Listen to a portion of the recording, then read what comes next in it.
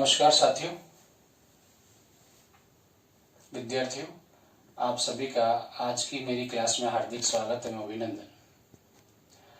विद्यार्थियों, आज एक नया विषय लेकर आया हूं मैं। आज का अपना विषय जो है वो इतिहास से रिलेटेड रहेगा। इतिहास में भी जो सभ्यताएं हैं और सभ्यता में भी जो एक प्रमुख सभ्यता है जहां से हर छोटे से एग्जाम से लगाकर बड़े से बड़े एग्जाम में उस विषय वस्तु से प्रश्न पूछा जाता है, उस सभ्यता से प्रश्न पूछा जाता है और वो है सिंधु घाटी सभ्यता।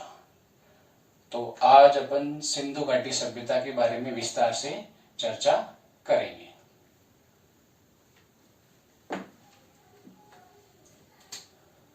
सिंधु घाटी सभ्यता। सिंधु घाटी सभ्यता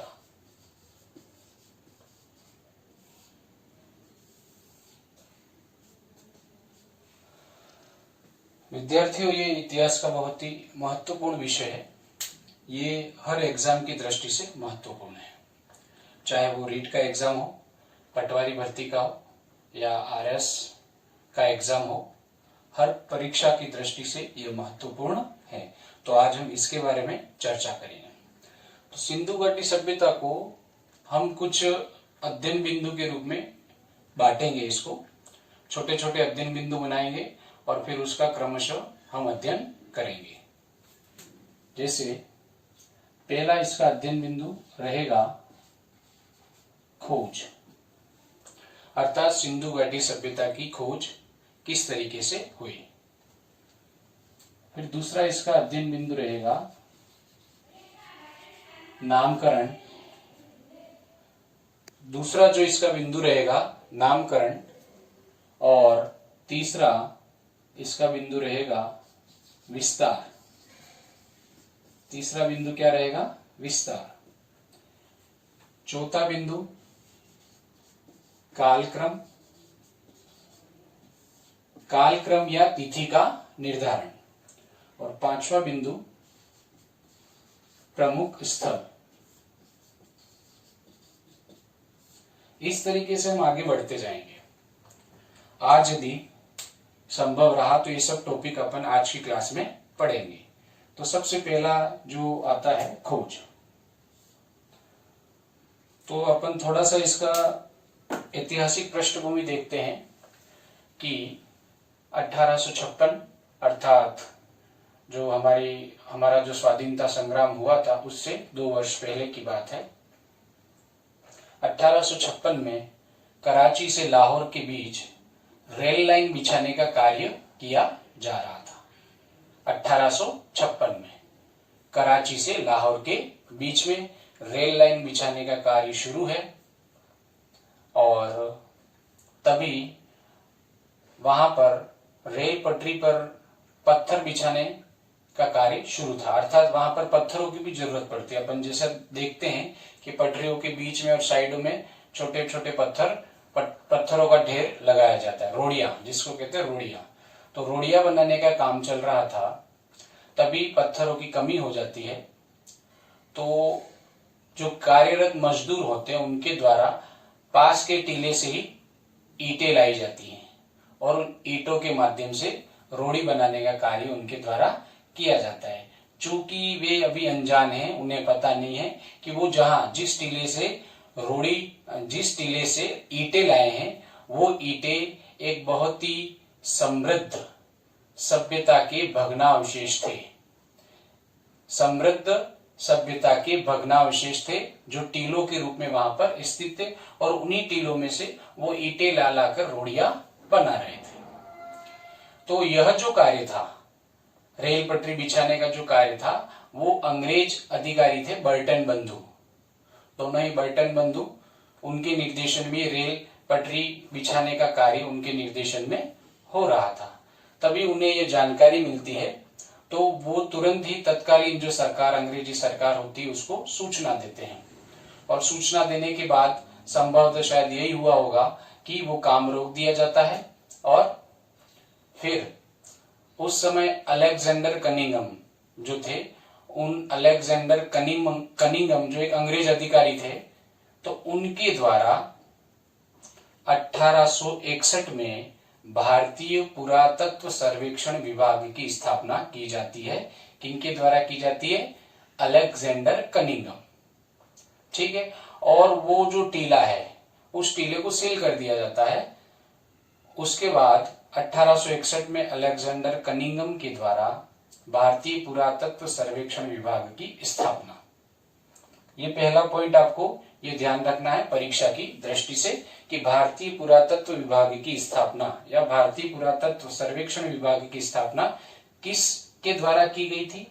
तो यह अलेक्जेंडर कनिंगम के द्वारा की गई थी। अब धीरे धीरे समय बीतता जाता है और लगभग 1904 में जॉन मार्शल को इस भारतीय पुरातत्व सर्वेक्षण विभाग का डायरेक्टर जनरल बनाया जाता है, महानिदेशक बनाया जाता है। फिर घटना को आगे बढ़ाते हैं। 1921 का समय आता है। 1921 में अपन देखते हैं कि राय बहादुर दयाराम साहनी के द्वारा हड़प्पा नामक स्थल की खोज की जाती है। 1921 में हड़प्पा नामक स्थल की खोज किसके द्वारा की जाती है? राय बहादुर दयाराम साहनी के द्वारा। तो इस तरीके से हड़प्पा के रूप में सिंधु घाटी सभ्यता की खोज की गई। किसके निर्देशन में की गई? किसके द्वारा की गई? राय बहादुर दयाराम साहनी के द्वारा। अब उस हड़प्पा स्थल के उत्खनन का कार्य या हड़प्पा स्थल का जो उत्खनन का जो काम था वो माधव स्वरूप वत्स के निर्देशन में किया गया। तो ये दो जो व्यक्ति हैं पुरातत्वविद जो हैं, उन दो व्यक्तियों का नाम हमें ध्यान रखना है। पहला जो है राय बहादुर दयाराम साहनी और दूसरा जो है माधव स्वरूप वत्स। इन दोनों के द्वारा किसकी खोज की गई? हड़प्पा नामक स्थल की खोज की गई और यहीं से सिंधु घाटी सभ्यता की खोज मानी जाती है और 1921 में इसकी खोज इन दोनों के द्वारा की गई। फिर 1922 जस्ट एक साल के बाद मोहनजोदड़ो की खोज की जाती है, जो कि वर्तमान जो पाकिस्तान देश है उस पाकिस्तान देश के सिंध प्रांत में सिंधु नदी के तट पर स्थित था मोहनजोदड़ो। तो उसकी जो खोज की गई वो 1922 में राखाल दास बनर्जी के द्वारा की गई थी। तो इस तरीके से 1921 राय बहादुर दयाराम साहनी, माधव स्वरूप वत्स, इन्होंने हड़प्पा की खोज जो कि मोंटगोमरी, पाकिस्तान का जो मोंटगोमरी जिला है उस मोंटगोमरी जिले में रावी नदी के बाईं ओर, रावी नदी का जो तट था उस तट के बाईं ओर, रावी नदी के बाईं तट पर यह स्थित है। कौन सा? हड़प्पा। ठीक है। और 1922 में किसने खोज की थी? 1922 में किसने खोज की?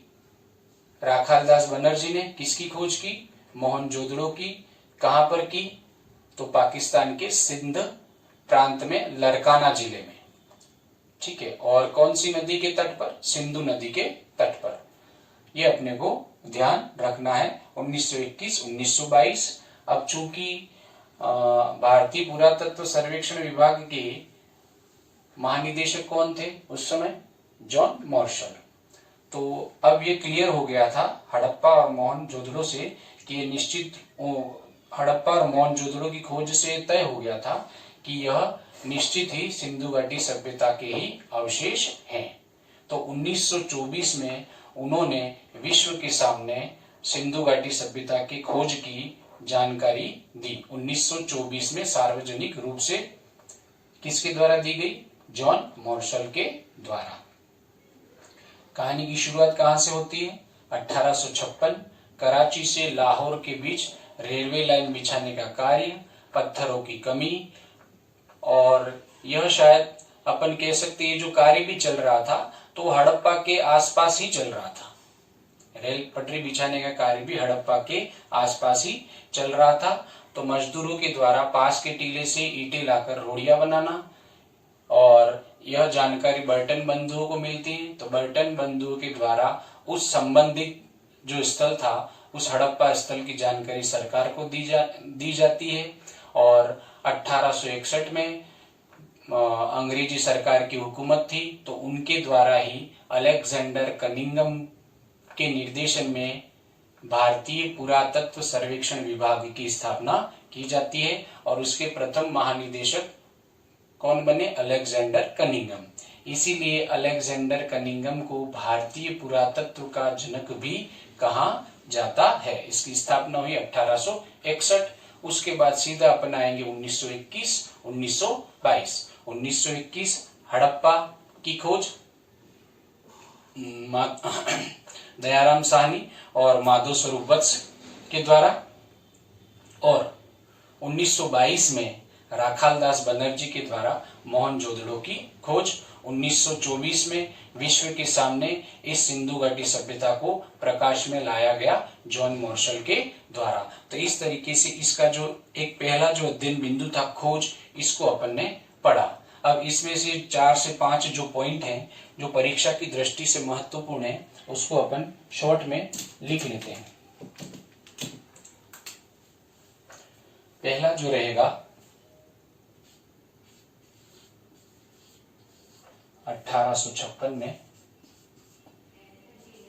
कराची से लाहौर रेल लाइन बिछाना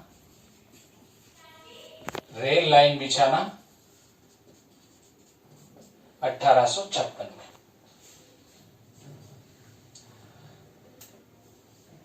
हड़प्पा के आसपास, या इसको इस तरीके से नहीं लिख के अपन सीधा लिख देते हैं, पत्थरों की कमी, मजदूरों द्वारा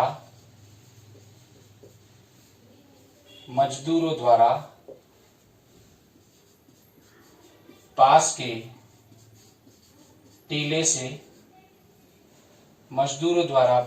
टीले से ईंटें लाकर रोड़ियां बनाना,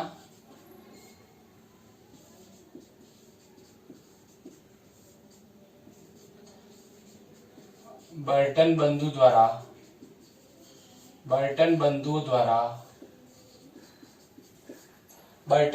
के द्वारा इसकी सूचना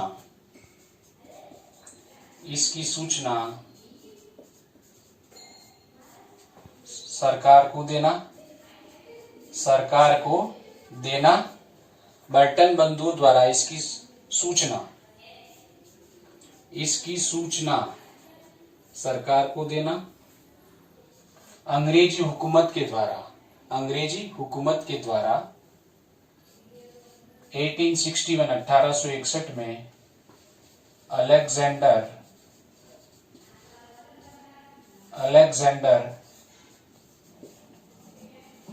कनिंघम के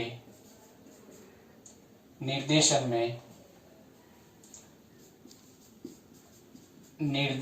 में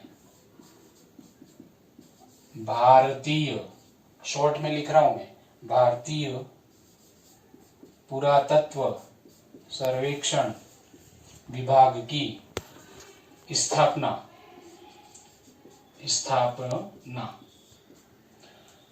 हर पॉइंट को मैंने अब तक 4 से 5 बार रिवीजन कर लिया है साथियों, और रिवीजन करने का उद्देश्य मेरा यही है कि बार बार इसको हम जितना रिपीट करेंगे ये हमारे जो फैक्चुअल आंकड़े हैं, तथ्यात्मक जो आंकड़े हैं, वो तभी हमें कंठस्थ होंगे।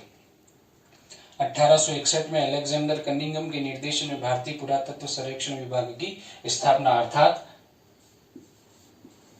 प्रथम डीजी कौन बने, डायरेक्टर जनरल कौन बने, महानिदेशक कौन बने, अलेक्जेंडर कनिंघम। किसके बने, भारतीय पुरातत्व सर्वेक्षण विभाग के। इसीलिए इनका सबसे ज्यादा योगदान था, इसीलिए इन्हें भारतीय पुरातत्व का जनक, भारतीय पुरातत्व का जनक किसे कहा जाता है, अलेक्जेंडर कनिंघम को कहा जाता है। भारतीय पुरातत्व का जनक,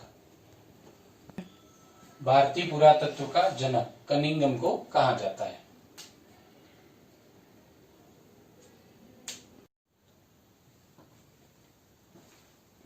हाँ, हमने यहाँ पे 3-4 पॉइंट देख लिए। 1856 ये ध्यान रखना है आपको, 1861 ध्यान रखना है, और भारतीय पुरातत्व का जनक ये ध्यान रखना है। अब 2 स्थलों की खोज होती है। 1921 में राय बहादुर दयाराम साहनी, राय बहादुर दयाराम साहनी द्वारा हड़प्पा की खोज। अब हड़प्पा के बारे में डिटेल से अपन पढ़ेंगे प्रमुख स्थल के रूप में जब इसकी चर्चा होगी। तो हड़प्पा की खोज किसके द्वारा की गई, 1921 में राय बहादुर दयाराम साहनी के द्वारा, और इनके सहयोगी जो थे, उत्खनन किसने किया था, उत्खनन जिनके निर्देशन में हुआ था वे हैं माधव स्वरूप वत्स। 1921 राय बहादुर दयाराम साहनी द्वारा हड़प्पा की खोज। हड़प्पा जो है वो वर्तमान में पाकिस्तान के पंजाब प्रांत में है। पाकिस्तान का पंजाब प्रांत, मोंटगोमरी जिला है वहां का, रावी नदी के तट पर, 1921 में। फिर दूसरा जो महत्वपूर्ण स्थल खोजा गया, उसके जस्ट 1 साल के बाद 1922 में राखाल दास बनर्जी द्वारा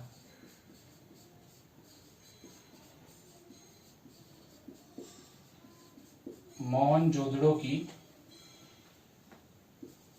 खोज। राखाल दास बनर्जी द्वारा मोहनजोदड़ो की खोज 1922 में।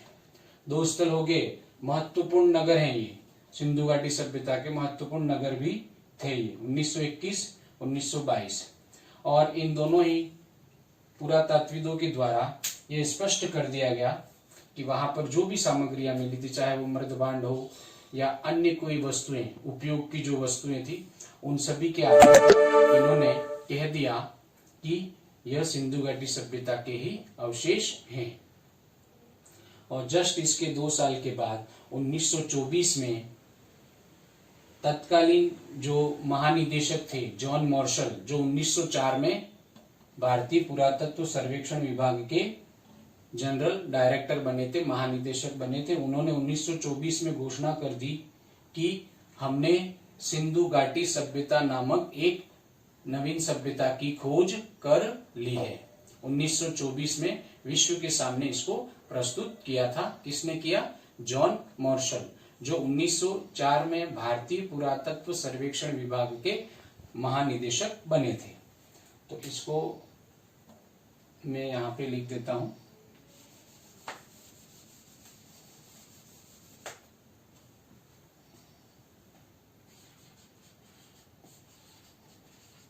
जॉन मार्शल 1904 में भारतीय पुरातत्व सर्वेक्षण विभाग के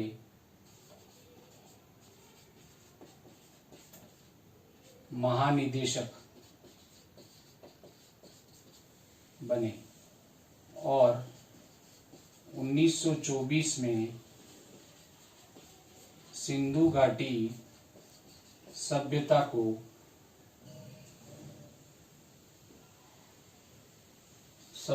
को विश्व के सामने लाए।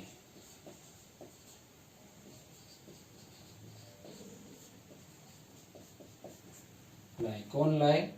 John Marshall. अर्थात उन्होंने आधिकारिक रूप से संपूर्ण विश्व के सामने, अर्थात इसको प्रकाश में लाने का श्रेय जॉन मार्शल को है। 1924 में उन्होंने घोषित कर दिया कि हमने सिंधु घाटी सभ्यता के अवशेष ढूंढ लिए हैं। तो ये जो फैक्ट जो है वो आपको ध्यान रखने हैं।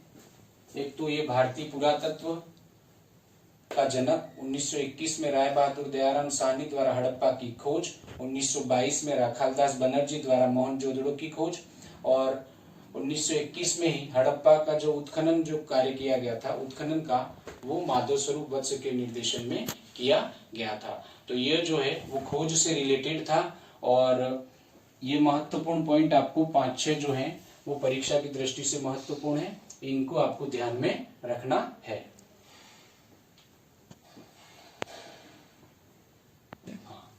अब साथियों अपन इसका नामकरण देखते हैं। एक प्रश्न जो हर एग्जाम में पूछा जाता है, सिंधु घाटी सभ्यता को प्रकाश में लाने का श्रेय किसे है?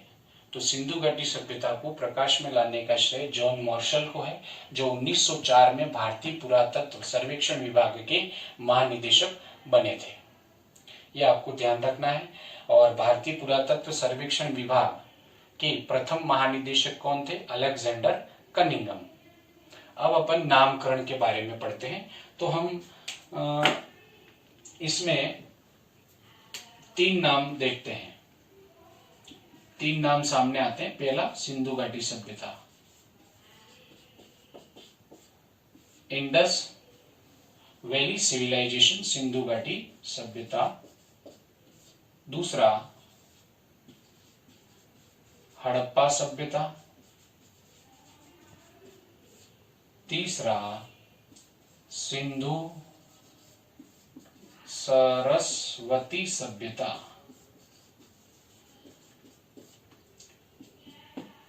अब कभी कभी अपन किताबों में पढ़ते हैं कि सिंधु घाटी सभ्यता भी नाम मिलता है, हड़प्पा सभ्यता भी मिलता है, सिंधु घाटी सिंधु सरस्वती सभ्यता भी मिलता है। तो इसके क्या कारण है?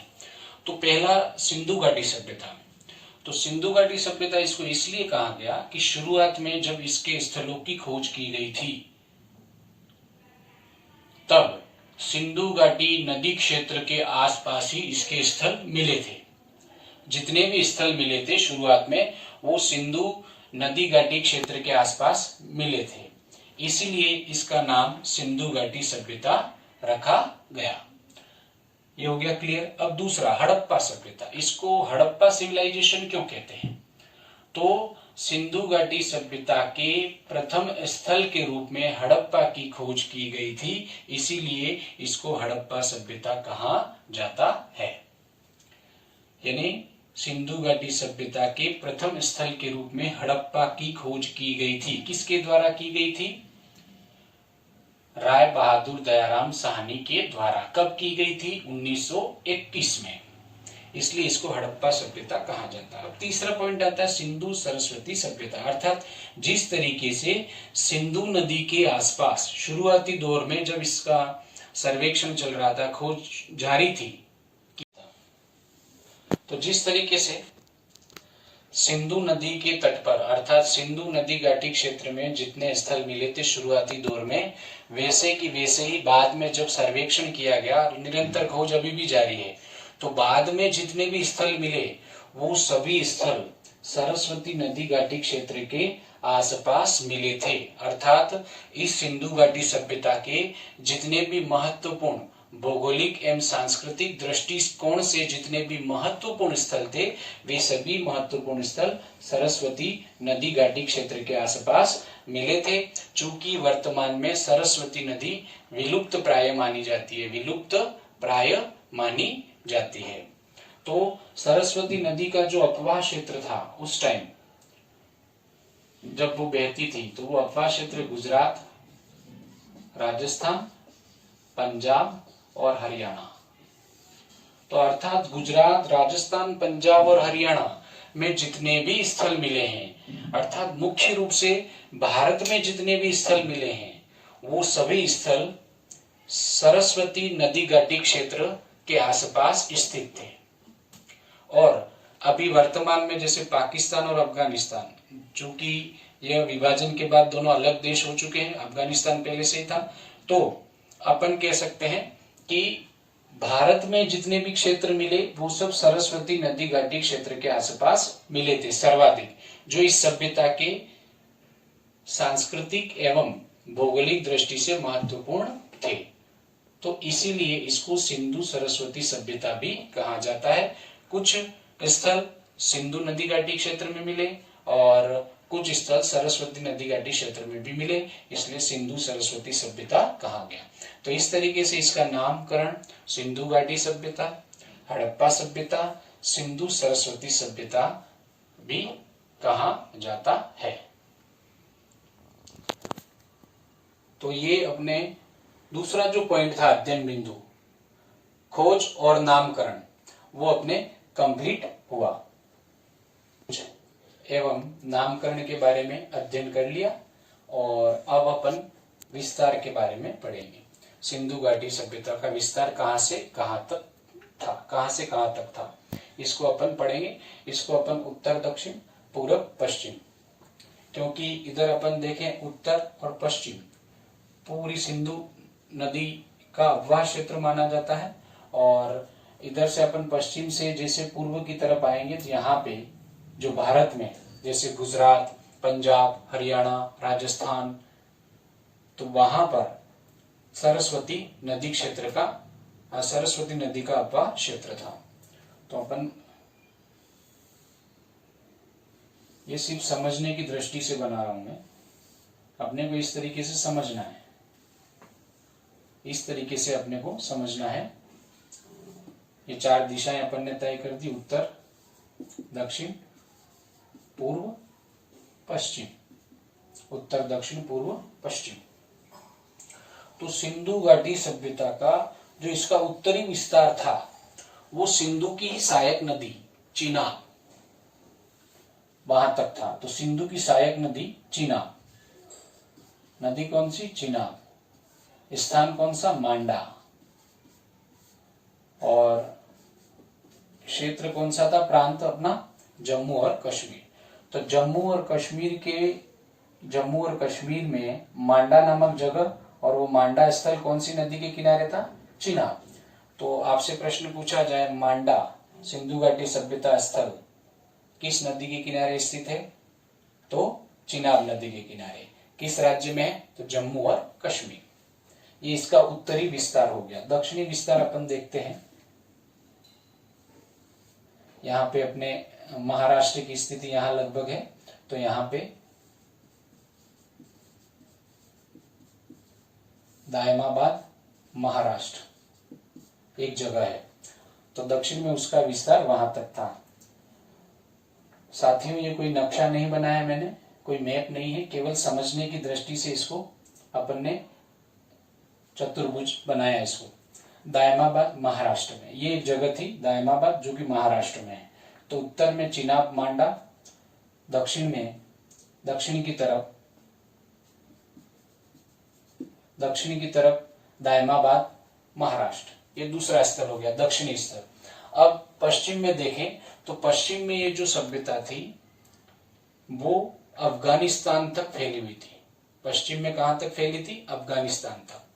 तो अफगानिस्तान का जो पश्चिमी स्थल था सूत कागेंडोर,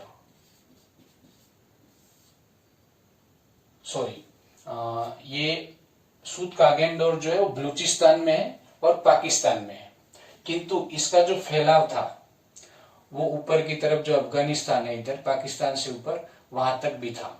अर्थात 3 देशों में फैली हुई सभ्यता थी, भारत, पाकिस्तान और अफगानिस्तान।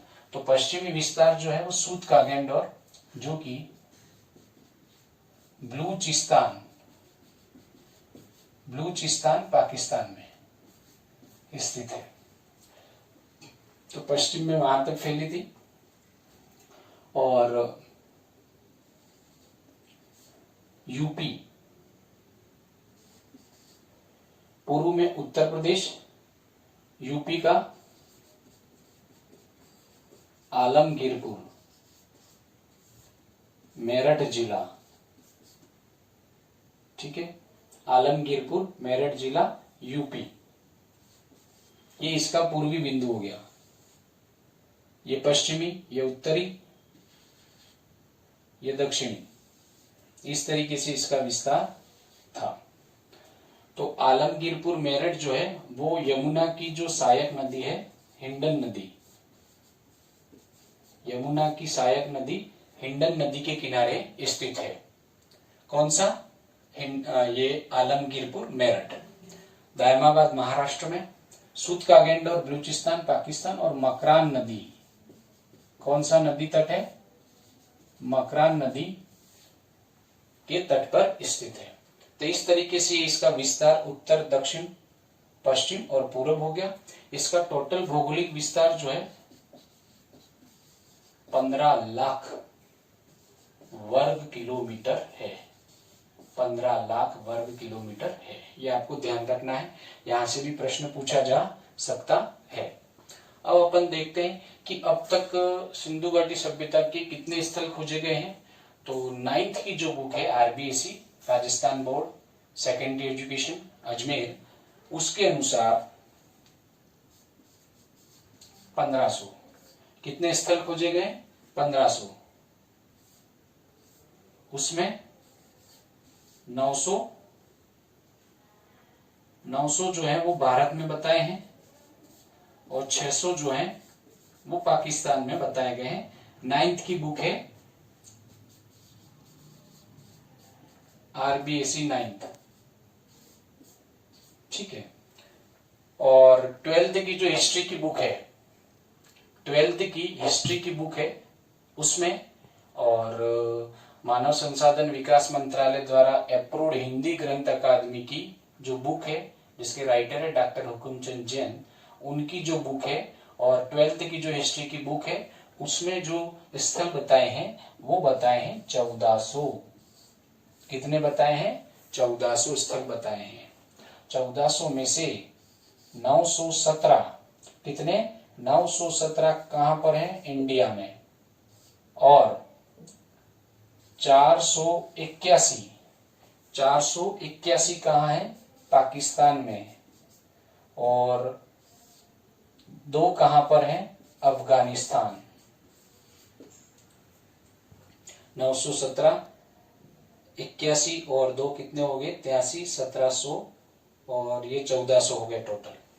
917 इन इंडिया, 481 इन पाकिस्तान और 2 अफगानिस्तान, इस तरीके से 1400। तो इसको ज्यादा प्रामाणिक माना जा सकता है 1400, ठीक है। तो ये अपन ने इसका विस्तार पढ़ा। इसको एक बार में फिर से फास्टली इसको रिवाइज कर देता हूं।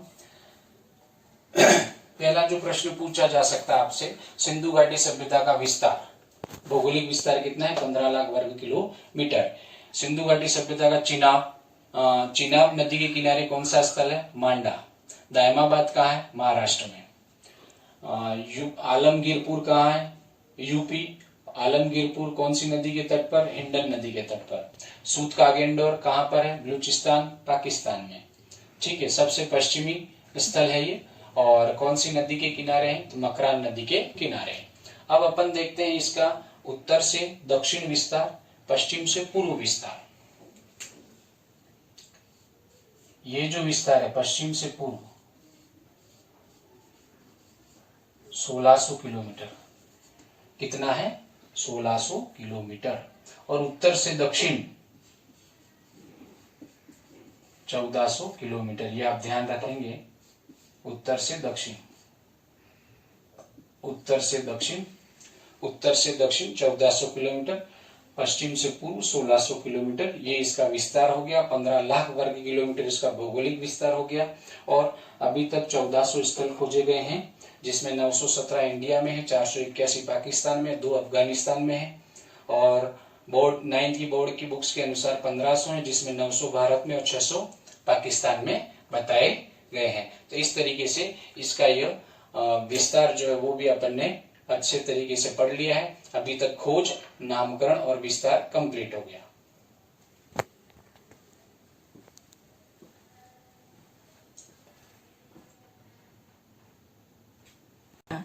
अभी तक साथियों हमने खोज, नामकरण और विस्तार देख लिया। अब अपन इसका कालक्रम, तिथि निर्धारण इसका देखेंगे। तिथि निर्धारण को बांटते मुख्य रूप से। पहला जो रहेगा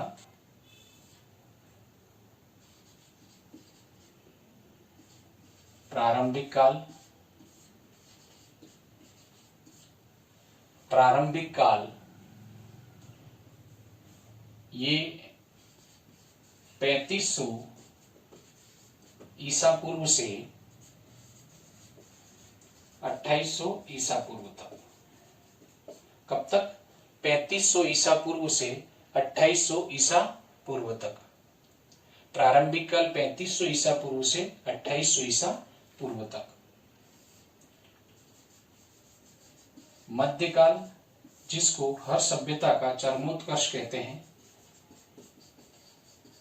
चरमोत्कर्ष काल, यह जो था वो 2800 ईसा पूर्व से 2200 ईसा पूर्व तक। ठीक है, 3500 ईसा पूर्व से 2800 ईसा पूर्व, और मध्यकाल जो था वो 2800 ईसा पूर्व से 2200 ईसा पूर्व था। 3500 से 2800, 2800 से 2200। अब तीसरा जो आता है अवनति काल, पतन का जो काल है इसका, अवनति काल जो है वो 2200 ईसा पूर्व से 1500 ईसा पूर्व तक। ये आपको ध्यान रखना है, छोटा सा था। अब आगे कौन कौन से विद्वानों ने क्या कहा है उसको भी अपन पढ़ेंगे। इसको एक बार मैं फिर से रिवाइज कर रहा हूँ। प्रारंभिक काल 3500 ईसा पूर्व से 2800 ईसा पूर्व तक। मध्यकाल या चरमोत्कर्ष काल 2800 ईसा पूर्व से 2200 ईसा पूर्व तक था। फिर है अवनति काल 2200 ईसा पूर्व से 1500 ईसा पूर्व तक था। इसका आप स्क्रीनशॉट लेना है तो ले सकते हैं। कालक्रम अभी अपन ने देखा, कालक्रम 3 भागों में इसको डिवाइड किया था, प्रारंभिक काल, मध्यकाल और अवनति काल। अब अपन कुछ जो विद्वान हैं उन विद्वानों ने इसके कालक्रम के बारे में घोषणा की या बताया है। तो उसमें सबसे पहले जो विद्वान आते हैं वो है मार्शल। सबसे पहले आएंगे मार्शल, उसके बाद मार्शल के बाद अर्नेस्ट मैके को देखेंगे। अर्नेस्ट मैके के बाद मार्टिमर व्हीलर, मार्टिमर व्हीलर व पिगट, मार्टिमर व्हीलर व पिगट। और चौथा देखेंगे डीपी अग्रवाल, डीपी अग्रवाल। सबसे पहला अपन जो देखेंगे मार्शल ने इसका जो काल बताया वो 3250 ईसा पूर्व से 3250 ईसा पूर्व से 2700 ईसा पूर्व। 3250 ईसा पूर्व से कितना बताया? 2700 ईसा पूर्व। अर्नेस्ट मैके ने मार्शल 3250 ईसा पूर्व से 2700 ईसा पूर्व इन्होंने बताया इसका कालक्रम।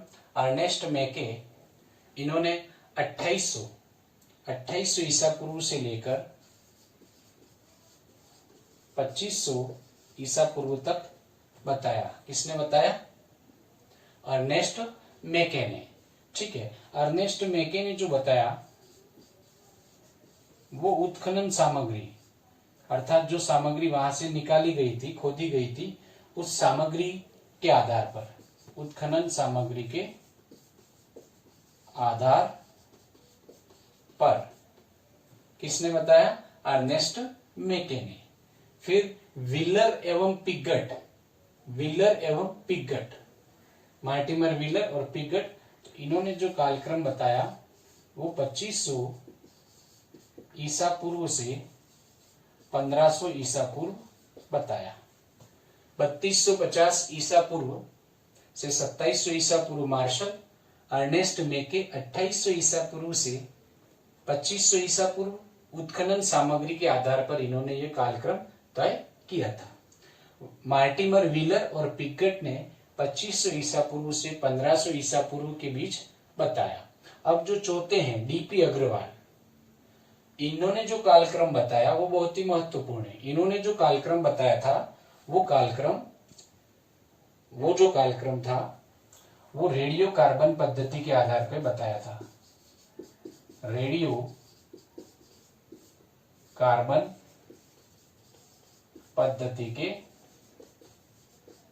आधार पर, रेडियो कार्बन पद्धति के आधार पर इन्होंने बताया था। और इन्होंने जो कालक्रम बताया वो क्या था, 2300 ईसा पूर्व से लगाकर 1750 ईसा पूर्व तक, 2300 ईसा पूर्व से लगाकर 1750 ईसा पूर्व तक डीपी अग्रवाल ने बताया था। रेडियो कार्बन पद्धति के आधार पे सबसे प्रामाणिक ये है, इसी को मानना है। किंतु पार्टिकुलर किसी विद्वान का नाम लेकर आपसे प्रश्न पूछा जाए कि जैसे मार्शल के अनुसार सिंधु घाटी सभ्यता का काल निर्धारण बताइए, या तिथिक्रम कौन सा होगा मार्शल के अनुसार, तो वो बताना है आपको।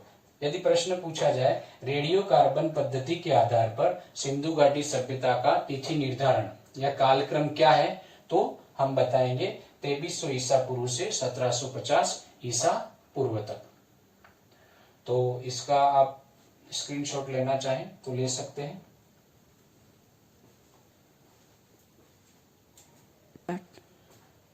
अभी अपन ने इससे पहले इसका तिथिक्रम काल निर्धारण पढ़ा। अब अपन इसके प्रमुख स्थल पढ़ेंगे। अफगानिस्तान में कौन कौन से, पाकिस्तान में कौन कौन से और भारत में कौन कौन से। साथियों, एक प्रश्न पूछा जा सकता है आपसे कि सिंधु घाटी सभ्यता का संबंध किससे है। तो सिंधु घाटी जो सभ्यता है वो उसकी प्रकृति कैसी है, अर्थात ये सिंधु घाटी जो सभ्यता है वो ताम्रयुगीन सभ्यता और लोहयुगीन सभ्यता के मध्य की संक्रमण अवस्था है। ये आपको ध्यान रखना है। ताम्रयुगीन सभ्यता और लोहयुगीन सभ्यता के मध्य संक्रमण की अवस्था है कौन सी, सिंधु घाटी सभ्यता। और सिंधु घाटी सभ्यता को कांस्य युगीन सभ्यता कहते हैं। कांस्य युगीन सभ्यता यह ताम्रयुगीन व लोहयुगीन सभ्यता के मध्य संक्रमण की अवस्था कांस्ययुगीन सभ्यता से संबंधित है। कांस्ययुगीन सभ्यता इसे कहा जाता है। ताम्रयुगीन व लोहयुगीन सभ्यता के मध्य संक्रमण की अवस्था है सिंधु घाटी सभ्यता। यह आपको ध्यान रखना है।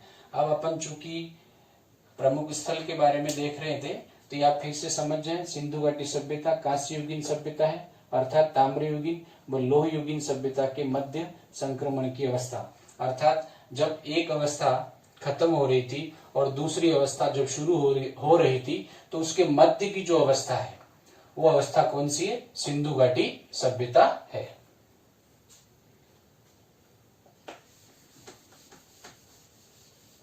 स्थल अपन 3 पार्ट में पढ़ेंगे। सबसे पहले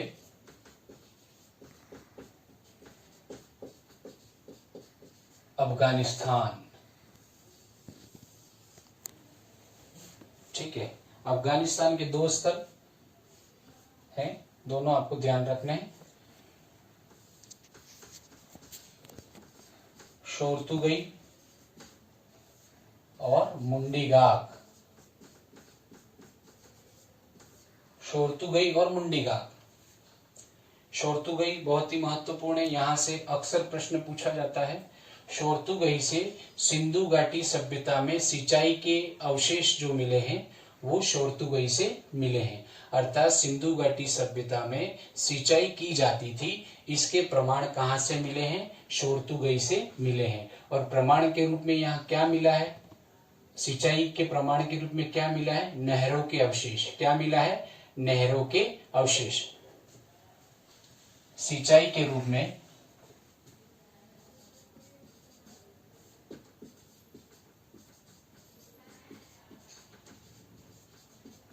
नहरों के अवशेष। प्रश्न पूछा जाए आपसे कि सिंचाई के रूप में नहरों के अवशेष, नहरों के अवशेष सिंधु घाटी सभ्यता के किस स्थल से प्राप्त हुए हैं? तो ये आपको ध्यान रखना है। नहरों के जो अवशेष प्राप्त हुए हैं वो सिंधु घाटी सभ्यता के शोरतुगई से प्राप्त हुए। शोरतुगई, मुंडीगाग, अफगानिस्तान, ये दोनों महत्वपूर्ण है। बस ये आपको सिर्फ नाम ध्यान रखना है। अब नेक्स्ट अपन देखते हैं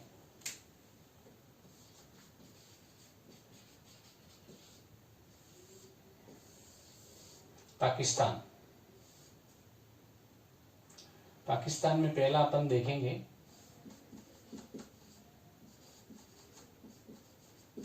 बलूचिस्तान। कौन सा? पाकिस्तान का बलूचिस्तान प्रांत देखेंगे।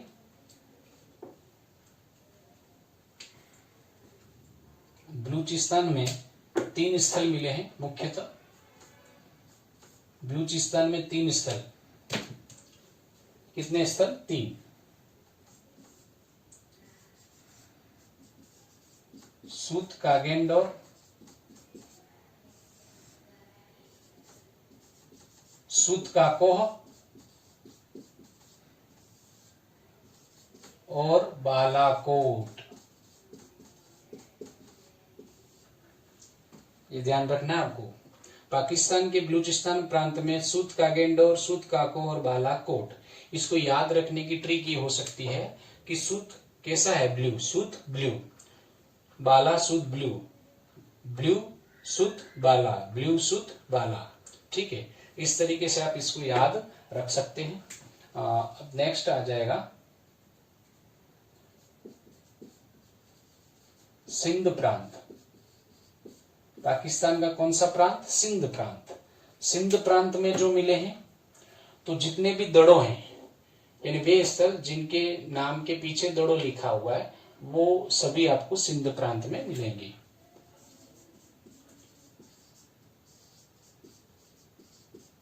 मोहनजोदड़ो,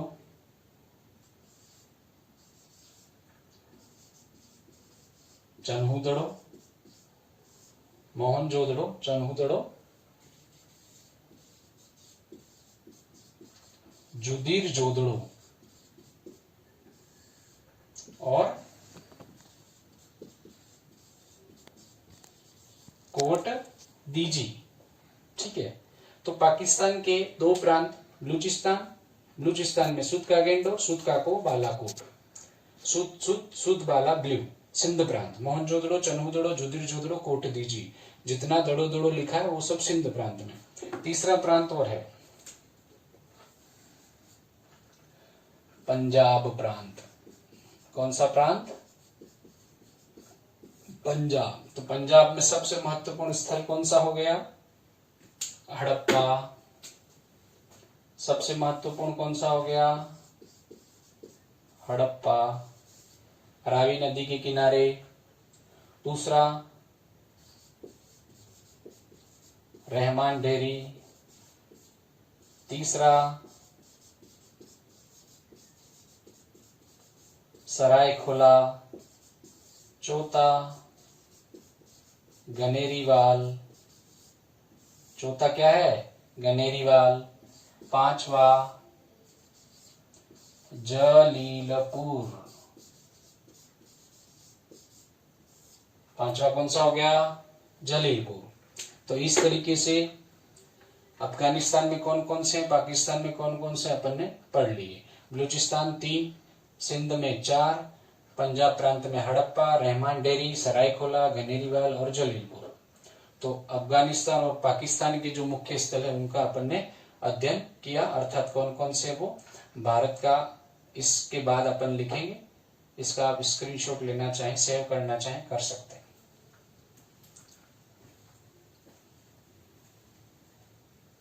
अफगानिस्तान और पाकिस्तान के देख लिए, अब अपन देखेंगे भारत के।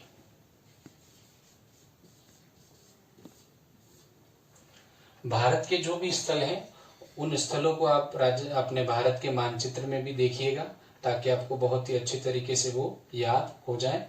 यहाँ पर जो मैं लिखूंगा वो राजस्थान के आसपास कौन से हैं पहले, वो पहले मैं लिखूंगा। सबसे पहले राजस्थान के आसपास कौन से हैं, तो राजस्थान के पश्चिम में कौन सा आ गया, गुजरात।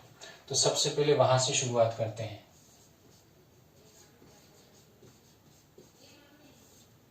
आपको भी इसी तरीके से कोई ना कोई एक लिंक बिठा के याद रखने चाहिए। मैंने राजस्थान के पश्चिम में गुजरात है, तो गुजरात में कौन कौन से उनको मैं लिख रहा हूं। सबसे पहले लोथल, ये बंदरगाह के रूप में प्रसिद्ध था। धोलावीरा, यहाँ पे बड़े जलाशय मिले हैं और विशाल स्टेडियम भी मिला है। रंगपुर,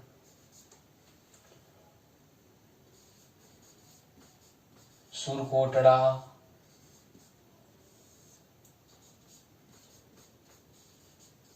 रोजड़ी, भगतराव,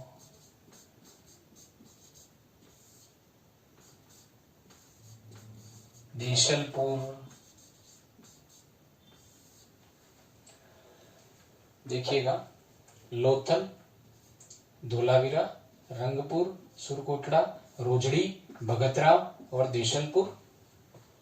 और एक और है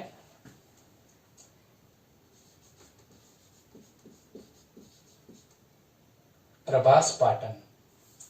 इसको यहां नहीं लिखे, मैं यहां पे लिख रहा हूं, आप ध्यान रखें।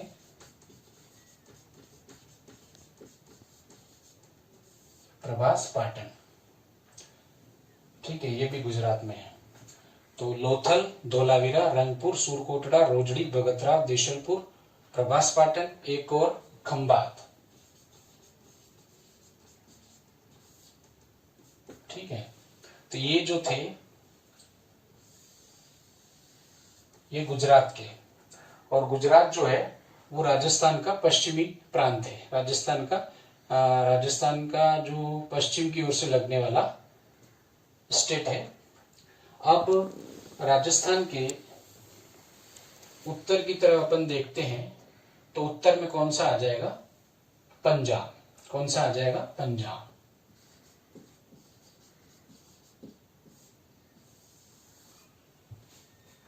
तो पंजाब में पंजाब के हो जाएंगे रोपड़, संगोल और निहंग खाल। रोपड़, संगोल,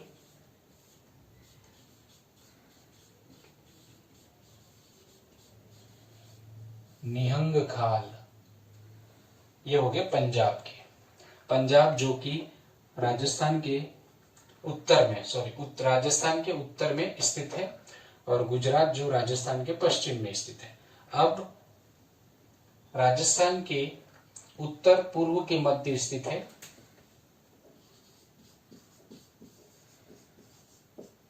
हरियाणा। हरियाणा का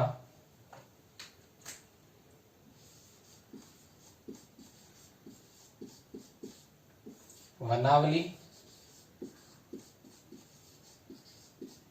मीताथल, राखीगढ़ी और अभी हाल ही के वर्षों में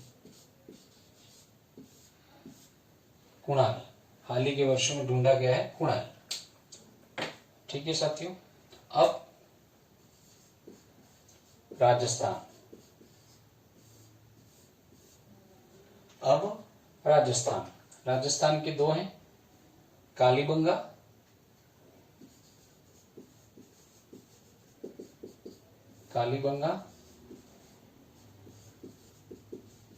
पीलीबंगा। और शायद इसी किताब में लिखा हुआ भी है कि 1853 में अम्लानंद घोष ने बीकानेर के आसपास में लगभग 25 स्थल सिंधु घाटी सभ्यता से रिलेटेड खोजे थे। कितने? 25 स्थल। ये अम्लानंद घोष ने कहा है 1953 में कहा उन्होंने, और शायद 1953 शायद राजस्थान, कालीबंगा, पीलीबंगा मुख्य हैं, और उन्होंने लगभग 25 स्थलों की बात की थी जो बीकानेर के आसपास फैले हुए हैं, उसमें से मुख्य ये हैं। तो हरियाणा हो गया, राजस्थान हो गया, अब बचता है उत्तर प्रदेश। तो उत्तर प्रदेश में साथियों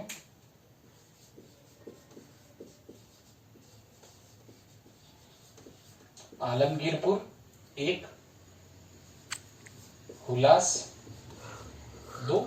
अभी हाल ही के सालों में बरेली के आसपास 84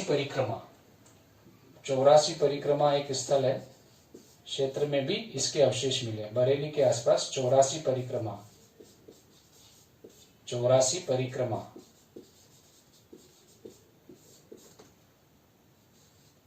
तो ये हो गए यूपी के, आलमगीरपुर, हुलास और बरेली 84 परिक्रमा। यहां और देख लेते हैं अपन, जैसे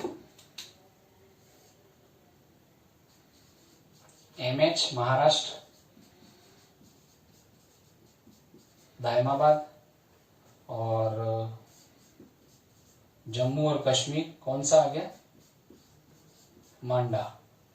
ठीक है, तो इस तरीके से हमने प्रमुख स्थल जो हैं वो भारत के, पाकिस्तान के और अफगानिस्तान में कौन कौन से, उन सभी का हमने नाम यहाँ पर लिखा। और निश्चित रूप से आप मान के चलो साथियों, एक साधारण सा प्रश्न जो बनना है वो इसी में से, किसी में से, इन्हीं नामों में से बन सकता है कि अमुक नाम या अमुक स्थल किस राज्य में स्थित है। ऐसा प्रश्न भी यहाँ पर बन सकता है। तो आपको स्टेट वाइज और कंट्री वाइज आपको नाम ध्यान रखने हैं। एक बार मैं इसको संक्षेप में 1 मिनट में रिपीट कर देता हूं।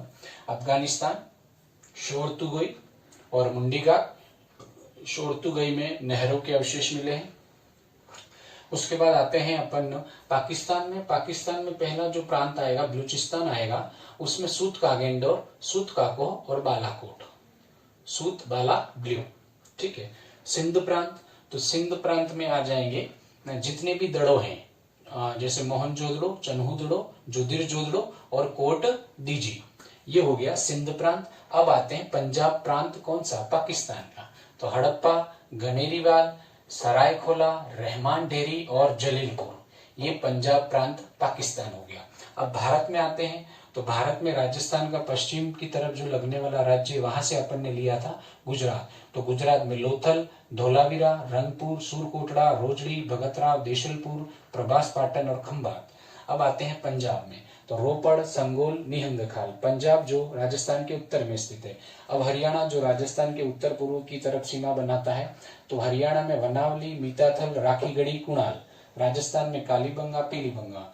और अमलानंद घोष 1953, ये फैक्ट तथ्य हो भी सकता है, नहीं भी। मैं सिर्फ जो आपको तारीख बता रहा हूँ, सन जो बता रहा हूँ 1953 के लगभग का है। और अमलानंद घोष, उन्होंने बीकानेर के आसपास 25 क्षेत्रों की खोज की थी, जिसमें से कालीबंगा, पीलीबंगा इन्होंने मुख्य बताए थे। उसके बाद उत्तर प्रदेश, आलमगीरपुर, हुलास, बरेली 84 परिक्रमा, ये हाल ही के वर्षों में ढूंढा गया है। जम्मू और कश्मीर में मांडा और महाराष्ट्र में दायमाबाद। इस तरीके से मित्रों, आज हमने सिंधु घाटी सभ्यता के प्रमुख 5 अध्ययन बिंदु जो थे उनके बारे में चर्चा की। पहला अध्ययन बिंदु जो था वो था उसकी खोज, दूसरा नामकरण, तीसरा विस्तार, चौथा तिथि निर्धारण या कालक्रम, और पांचवा जो अपन ने पढ़ा प्रमुख स्थल भारत, पाकिस्तान और अफगानिस्तान में कौन कौन से, उनके बारे में अपन ने पढ़ा। तो सिंधु घाटी सभ्यता का जो आधा पार्ट है वो हमने पूरा कर लिया है, और आगामी जो भी शायद एक पार्ट भी बने या 2 पार्ट और बने, उसमें सिंधु घाटी सभ्यता को अपन पूरा पढ़ेंगे। मित्रों, विद्यार्थियों, एक निवेदन, वीडियो बनाने के दौरान हो सकता है कहीं पर कोई चूक हो जाए। मानव है, हम सब इंसान हैं और मानवीय भूल हो सकती है। यदि किसी तथ्य में, किसी नाम में कोई त्रुटि या चूक हो जाए, 99% ऐसा होगा नहीं, किंतु अपन मानव है, गलती हो सकती है। यदि कोई ऐसा होता है तो जो भी वीडियो आपको अपलोड किया हुआ यूट्यूब पर मिलेगा, तो उसके डिस्क्रिप्शन में आप एक बार जरूर देख लें। यदि कोई पढ़ाए हुए में से कोई संशोधन अपेक्षित है तो आपको निश्चित रूप से उसमें कोई न कोई संशोधन मिलेगा, अन्यथा नहीं। ऐसी संशोधन की आवश्यकता पड़ेगी नहीं, किंतु हो सकता है। तो आप इस बात को निश्चित रूप से ध्यान रखें।